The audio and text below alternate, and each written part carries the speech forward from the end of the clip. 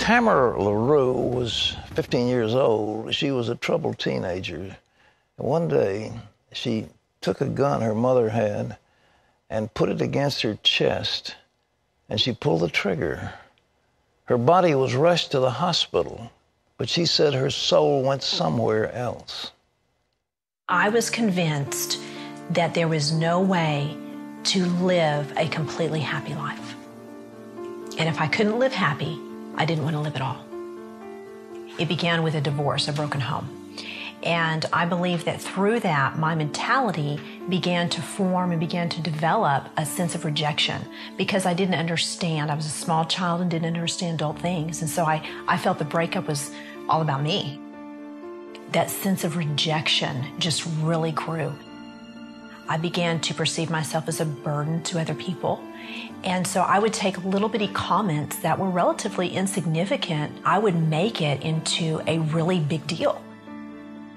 Those little seeds in my life, I began meditating on over and over. And as I grew, the rejection began to grow. What is wrong with me? And so I believe that the only answer for me was to end my life. I walked to my mother's room thinking I don't want anyone to see me because I'm so determined to end my life, to end the void, to end the suffering, to end the loneliness, that nothing was going to stop me. I began crying out and I began screaming out to God, God, forgive me. And the gun went off. Well, she's written a book called Delivered. Tamara Laroux is here with us. Hey, it's good to see you. Thank you, Pat. It's a tremendous book. Thank you. That was a 38 police special. Yes. Your mother had in her drawer. I understand a voice said to you, don't shoot your face. It did, Pat. When I was headed on my mission, I was so determined not to live. And when I held the gun initially, I placed it up to my head. And a voice spoke to me and said, remove that from your head and place it at your heart. And I argued with this voice, and I said, no, because I am going to complete this mission that I have started with. And so all of a sudden I get a vision of what I would look like if I was, to some bizarre reason, survive that. And then I got a vision of what I would look like, and I felt a compassion for my family. And so I listened to the voice, and I removed the gun from my head, and I placed it down at my heart. You pointed to your chest. You had it straight going down this way into your heart. I did. Right. I knew where my heart was, and so I took the gun, and I aimed it directly for my heart because I was not going to miss.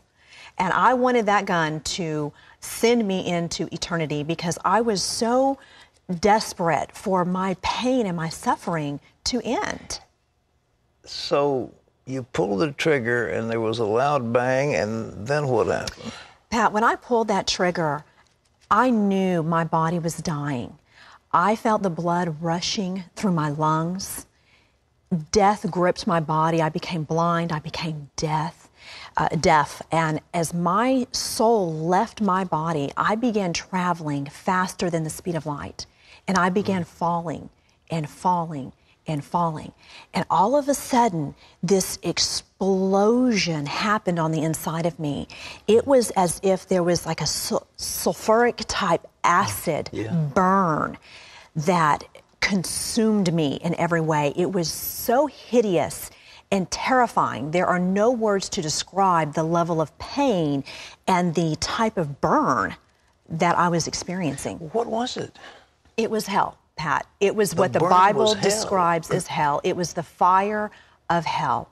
And when I looked around, not only was I in a place of death, but I now had become death.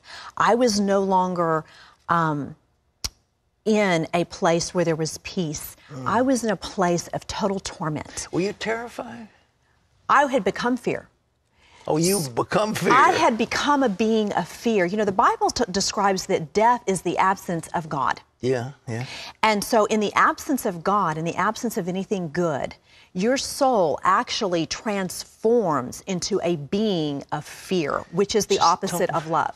So my being, my person turned into a being of fear, a being of pain, a being in total isolation. There weren't anybody else around you. Pat, I could look out and I could see thousands, millions of people that were all around me, but I was unable to communicate with them. Was it like a lake? Was it molten? It was like I don't know that it was like a lake. There was it's hard to describe. I guess you could say it was like, it was a huge sea of people. Yes, and there were many, many chambers that were all around me.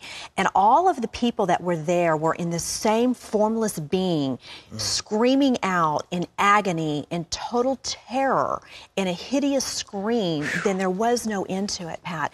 There are no words to describe how horrific this was. They were screaming in agony. They were screaming in agony, and because they had become total beings of death. Yeah. And that's hard for the physical mind to understand those things.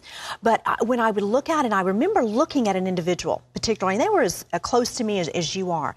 And when I saw them, Pat, I knew everything about them. I knew every sin they had committed. I knew my knowledge about their life was completely full. I knew everything they had done wrong. I knew their thoughts. I knew their emotions. I knew the will. I knew everything I could think upon. My wisdom was in its fullness. It was like a Harvard degree instantly, but it didn't matter. It didn't matter. In that hideous state of a burning torment, the only knowledge that mattered was that Jesus Christ was Lord. And here I am in this state of agony, indescribable agony, and the only thing that mattered was that I never surrendered to the lordship of Jesus Christ. Was this like regret in your mind as part of that fear? Absolutely regret. There was so much regret and shame and guilt that I had believed a lie and that I had believed the deceit. And when I looked out across the lake, across the heavens, I could see the entire universe, Pat. And it was like the earth was magnified. And there was a mutual feeling, a mutual understanding of everyone, the thousands and millions of people that were there with me, that we did not want anyone to go where we were. We wanted people to go back to earth and warn everyone, don't believe the lie. Do not be deceived by your enemy. Do not come here. Is that in your mind prior to this that ever could have seen anything as horrible as that? No. Never. And now I read the Bible and I see the Bible, how it describes hell. Yeah. And I look at my experience, and there are no words to describe what I experienced, Pat. Was there any end to it for these people? No, there was no end. No end? No end. And you could look across the Gulf expanse, and you could see heaven. You could see the peace, the joy, the love, the wholeness. And you knew you were never going to experience that, because time does not exist in eternity. Time does not exist at all. And so you know you are there forever with no relief. The burn will never stop. The screaming will never stop. And the only thing you can do is hope that no one else will come where you are. It's the most horrible prospect when you think of it. I mean, human mind can't conceive of anything as absolutely awful as that. You cannot. The human mind cannot, in our physical state, cannot understand spiritual things at all. But you know, Pat, what is so amazing is God's love was so incredible that before I actually shot myself, I cried out to God to forgive me. And in that cry of desperation of forgiveness, God heard me. And He is so faithful to His word and to His promise that in my screaming and in my agony and in the revelation of what I experienced, God came down from heaven, and this hand scooped me up, Pat, and picked me up. And I realized I was not in hell because I shot myself. Because no act can take you to hell as if no act can take you to heaven. We are saved by faith. And so I realized that I wasn't there by my actions. I was there because I didn't receive Jesus as my Lord. And so when this hand picked me up and took me over the vast expanse, took me over that Gulf fix, and it's huge. But to God, it's just like a simple, But that's a what simple Jesus dividing said line. in the parable. There's a great gulf between us fixed. Yes. And there was a great gulf. A great gulf, and it was of nothingness. Yeah. Dark, just nothingness. And when I went over that, and I entered into God's presence, Yeah. Pat, now, you can't describe God's presence either, but it was love. And I had now left a place of death and torment and darkness. And now I had entered into a place of love and light. And I experienced God's wholeness. I experienced His grace and His mercy. And there was unity with Christ that is indescribable. My pain was gone. My torment was gone. And I was in this presence of total wholeness. And you could see the lights, the beauty of the stones and the lights reflecting in heaven. And the very sight of them was rejuvenating and just energizing. And they it was were communicating magnificent. with each other. The people were talking. Oh yes, they walking were all communicating. However, I was restricted. You were. I was not allowed to take part in any of that. Although I knew that was going on and although I saw those things, I was not allowed to take part of that or to see many things in detail. There was many things understood, and the knowledge was free and wisdom was free. And so as I traveled over the heavens and I was cleansed of my sin, and I came back, and you know, there are, in the spiritual world, you're not confined to the restrictions of the physical world. And so I came right back into the roof of my home, and they laid my body, the vessel of God laid my body back, my soul back into my body. And when He did that, I instantly could see and hear again. And I knew at that moment that I was surrendering to the Lordship of Jesus Christ. And I knew that whatever I was facing, the stigma of suicide, the stigma of everything that I had to face, was going to be okay. Would you come back in? Was it an operating room? You came back into your home? No, I came back into my home. You did? I came back into my home because when I had gone in there, I was isolated. Nobody knew that I had gone in there alone. So I don't know how long exactly I was out of my body, but when I had come back, that was when I had called for my mother to come and help me, and that was when she called the ambulance.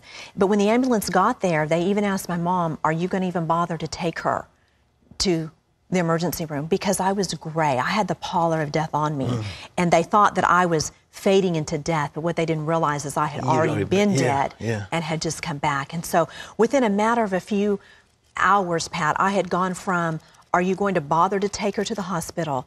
They did their work on me in the emergency room. Then they took me into ICU. And by the time they got me to ICU, they're like, there's nothing wrong with her. And they put me into a regular room. My recovery was just miraculous. Well, did you hit the heart? I mean, did your bullet hit the heart? I missed my heart by less than 1/4 of an inch. And I understand with a .38 caliber gun that should have just shattered my heart completely. Well, according to your book, the attendants, and when you were lying there, they weren't too complimentary. They were complimentary. They're a little suggestive. They were. It was quite humiliating. Here I was going through a situation that is humiliating in itself. Yeah. You know, being in a state of emotional just despair. And then I had gone in there, and the emergency crew were just, you know, making sexual innuendos and just, you know, having fun. And to them, it was just work.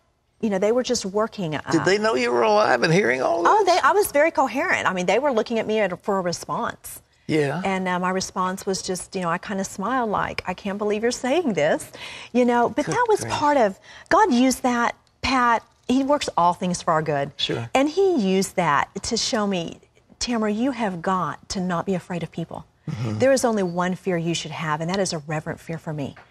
And you were 15 years old? I was 15 years old. What's happened since? You know, it's amazing. You know, you hear testimonies of how God just completely delivers you emotionally. That didn't happen with me, Pat. Although when I came back, God healed me of hopelessness. But He did not deliver me emotionally instantaneously. And I began my journey. And on this journey, it has been a wonderful journey.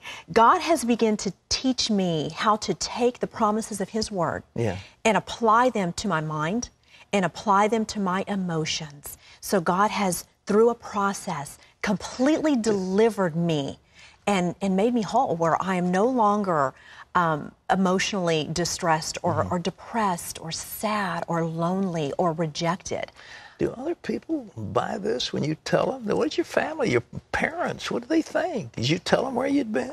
You know, initially I did not tell them, Pat, because it scared me. Yeah. And I know that the stigma when people commit suicide, it's, you know, you're wanting attention and we're going to, okay, you know, and I didn't want people to think that I wanted attention. I wanted people to know what I had to say was the truth because I was so afraid of what people thought about me. I didn't tell anybody. For 2 years, I kept this secret to myself. And when I was ready to come and tell people, when I became saved, I started going to church, I started studying God's Word, I started on my journey of learning how to become free and how to apply the cross to my life. Yeah. But I made a lot of mistakes. And I would still fall back and I would drink and I would party with my friends because I needed these friends, I thought. Okay. And God showed me different. And so when I came out and began to tell my story, people were like, okay, if you're really telling the truth, then why did you go back and do these things? And it's a perfect opportunity for me to tell them, when our soul is in our body, we are in a war for our soul. Right. And I am having to learn how to crucify my flesh and live after the Spirit of God.